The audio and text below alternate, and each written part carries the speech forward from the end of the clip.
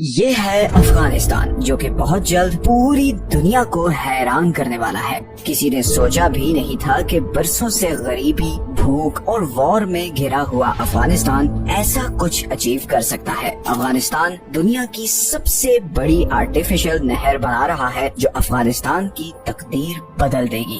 285 kilometre لمبی اور 500 fat چوڑی اس نہر کا نام ہے کوش ٹیپا کینال۔ اس نہر کو بنانے کے لیے افغان گورنمنٹ نے کسی سے کوئی ایڈ، کوئی اکوپمنٹ یا کوئی انجینئرز نہیں دیے، اور آج جب آپ یہ ویڈیو دیکھ رہے ہیں تو قریباً 100 کلومیٹر تک اس نہر کی کھدائی بھی ہو چکی ہے۔ لیکن افغانستان کو آخر اتنی لمبی نہر بنانے کی ضرورت کیا پڑی، اور ایکسپرٹس یہ کیوں کہہ رہے ہیں کہ یہ پروجیکٹ افغانستان کو اکنامکلی ٹرانسفارم کر دے گا؟ آئے جانتے ہیں ان سب سوالوں کے۔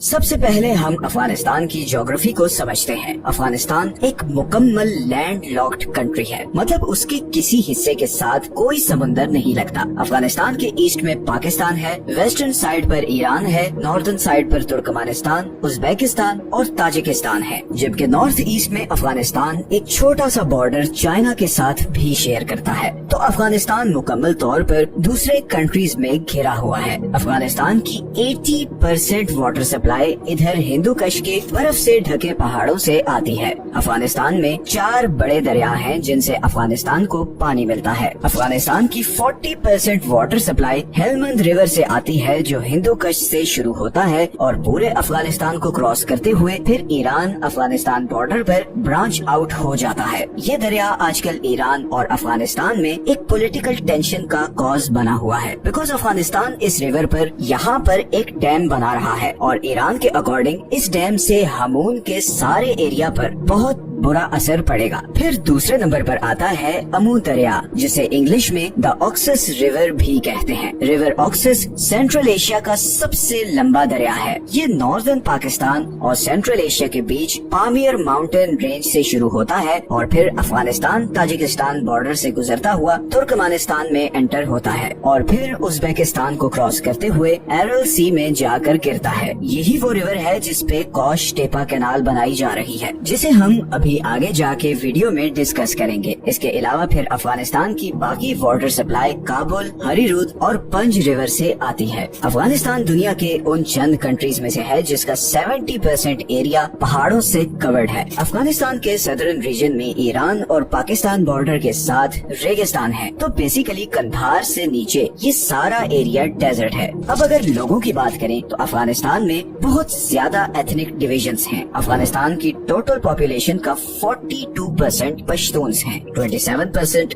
تاجک ہیں، 9% ہزارہ اور 9% ہی ازبیک ہیں، اور پھر باقی ایمک، ترکمانی اور بلوچ وغیرہ ہیں۔ اگر ہم ہسٹوریکلی دیکھیں تو افغانستان سینٹرل اور ساؤتھ ایشیا کا شاید سب سے امپورٹنٹ کنٹری ہے، بیکاز یہیں سے مغل، تاتاری، سوری، غزنوی، ابدالی اور خلجیز سب کانٹیننٹ میں آئے۔ اب اگر واپس افغانستان کے واٹر سسٹم پر آئیں تو یہ سارے دریا افغانستان کی واٹر ریکوائرمنٹ پوری کرنے کے لیے ناکافی ہیں، اور اسی لیے افغانستان ہمیشہ سے بہت سخت واٹر کرائسس کا شکار رہا ہے۔ لیکن امریکہ افغان وار کے بعد تو اس میں بہت زیادہ شدت آ چکی ہے۔ اصل میں افغانستان کے اس سارے ناردرن ریجن میں پانی کی بہت کمی ہے، اور اسی کمی کو دور کرنے کے لیے افغان گورنمنٹ نے یہ حل سوچا کہ آکسس ریور سے ایک آرٹیفیشل نہر بنائی جائے جو 285 کلومیٹر پر اس سارے ناردرن ایریا کو پانی سپلائی کرے گی۔ اس کینال کی مدد سے قریباً 5.5 لاکھ ایکڑ کے اس خوش ریگستان کو لش گرین کھیتوں میں بدلا جائے گا۔ پانی آنے کے بعد یہاں پر گیہوں اور دوسرے کئی اناج اگائے جائیں گے، بلکہ افغان گورنمنٹ تو یہ ایکسپیکٹ کر رہی ہے کہ 2028 تک افغانستان یہاں پر اگائی گئی 50% ویٹ دوسرے کنٹریز کو ایکسپورٹ کر رہا ہوگا۔ یہ پروجیکٹ مارچ 2022 میں شروع ہوا۔ اس کی انیشیل کمپلیشن ڈیٹ تو 2028 تھی، مگر جس سپیڈ سے اس پر کام ہو رہا ہے، ایکسپرٹس کے مطابق 2025 میں ہی یہ کینال کمپلیٹ ہو جائے گی۔ یہ پروجیکٹ اتنی زبردست پلاننگ کے ساتھ کیا جا رہا ہے کہ بڑے بڑے ویسٹرن انجینئرز اور ایکسپرٹس حیران رہ گئے ہیں۔ اس پروجیکٹ کو 3 فیزز میں ڈیوائڈ کیا گیا ہے۔ پہلے اور दूसरे फेज में इस सारे रूट पर खुदाई की जाएगी और अभी तक 100 किलोमीटर के एरिया पर खुदाई कंप्लीट हो चुकी है। ये खुदाई करने के लिए 200 लोकल कॉन्ट्रैक्टर्स को हायर किया गया है और करीबन 7,000 हॉल ट्रक्स एंड एक्सकेवेटर्स से काम लिया जा रहा है और ये सारा प्रोसेस जबरदस्त तरीके से मैनेज हो रहा है। ट्रक्स और एक्सकेवेटर्स लाइन में खड़े होते हैं। एक्सकेवेटर मिट्टी उठाकर ट्रक में डालता है।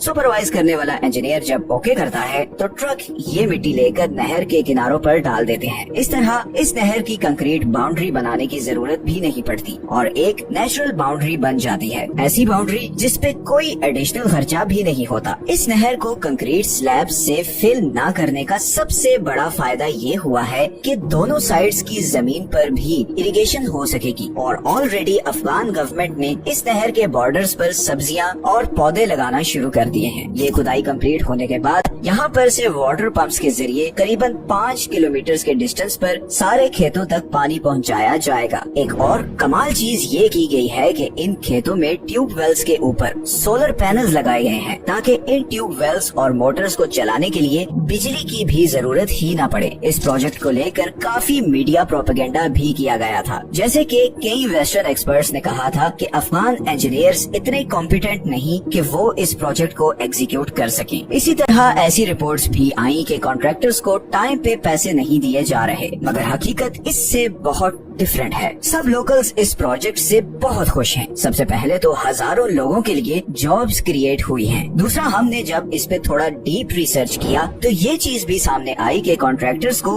अगर टाइम पे पैसा ना मिलता तो ये प्रोजेक्ट इतनी स्पीड से आगे बढ़ता ही नहीं। इसके अलावा जौजजान, बल्ख और फरियाब प्रोविंस में रहने वाले भी बहुत ज्यादा खुश हैं, क्योंकि अब उनके एरिया में पानी आएगा जिसके बाद वो खेती बाड़ी कर सकेंगे, खाना उगा सकेंगे और पैसा कमा सकेंगे। इस प्रोजेक्ट पे अभी तक सिर्फ एक प्रॉब्लम आई है और वो है तुर्कमेनिस्तान और उज्बेकिस्तान का इस रिवर पर क्लेम। इन दोनों कंट्रीज ने इस प्रोजेक्ट पर बहुत से क्वेश्चंस उठाए हैं कि कैसे ये नहर इन दोनों कंट्रीज में इस दरिया से आने वाली वाटर सप्लाई को 50% तक कम कर देगी। अफगान गवर्नमेंट और इन दोनों कंट्रीज में इस इशू पर बातचीत चल रही है। तालिबान इन दोनों कंट्रीज को कन्विंस कर रहे हैं कि अलमाती एग्रीमेंट ऑफ 1992 के अकॉर्डिंग अमू दरिया पर अफगानिस्तान का भी राइट है और अगर तुर्कमेनिस्तान अपने फायदे के लिए इस रिवर पर कराकुम कैनाल बना सकता है तो अफगानिस्तान क्यों नहीं। कराकुम कैनाल दुनिया की सबसे बड़ी नहर है और इसे तुर्कमेनिस्तान ने 1988 में बनाया ताकि ऑक्सस रिवर से पानी लेकर कराकुम डेजर्ट में इरिगेशन की जा सके। इस कैनाल की वजह से तुर्कमेनिस्तान ने इस पूरे रेगिस्तान को सरसब्ज खेतों में तब्दील कर दिया और ऐसा ही कुछ अफगानिस्तान भी करना चाहता है। अब यहाँ पर एक और इंटरेस्टिंग चीज ये भी है कि उज्बेकिस्तान और तुर्कमेनिस्तान अफगानिस्तान के लिए बहुत ही जरूरी है। अफगानिस्तान की करीबन 80% इलेक्ट्रिक सप्लाई इन दोनों कंट्रीज से आती है। इसी तरह अफगानिस्तान की एक्सपोर्ट्स का एक बहुत बड़ा चंक इन दोनों कंट्रीज से गुजरकर जर्मनी, नेदरलैंड, बेल्जियम और ऑस्ट्रिया जाता है। तो ये दोनों कंट्रीज इस नहर के बदले अफगानिस्तान से कई और चीजों पर नेगोशिएट करेंगे। पॉलिटिकली ये इशू जैसे भी रिजॉल्व हो, इकोनॉमिकली ये प्रोजेक्ट अफगानिस्तान के लिए बहुत बड़े फायदे लाने वाला है। अफगानिस्तान को अनाज के लिए किसी दूसरे कंट्री से एड नहीं लेनी पड़ेगी। चंद सालों में अफगानिस्तान में भूख का खात्मा हो सकता है और अफगानिस्तान अनाज उगाने में एक सेल्फ सफिशिएंट कंट्री बन जाएगा। अब जो कंट्री पिछले 40 सालों से जंग की आग में जल रहा हो, उसके लिए इससे बड़ी चीज और क्या हो सकती है। हम भी यही चाहते हैं कि अफगानिस्तान अब फाइनली अपनी इकोनॉमिक डेवलपमेंट पर जोर दे। जो कुछ पिछले 40 सालों से अफगान लोगों ने बर्दाश्त किया है, अब वो फाइनली ये डिजर्व करते हैं कि उन्हें भी थोड़ा सुख मिले। ये है वो सारे सोर्सेज जहां से हमने इस वीडियो के लिए कंसल्ट किया है। आपसे रिक्वेस्ट है कि इस चैनल को सब्सक्राइब जरूर कर लें ताकि आपको हर नई आने वाली वीडियोस के नोटिफिकेशंस मिलते रहें। नीचे कमेंट्स में अपनी ओपिनियन जरूर शेयर करें। मिलते हैं नेक्स्ट वीडियो में एक और इंटरेस्टिंग टॉपिक के साथ। अल्लाह हाफिज।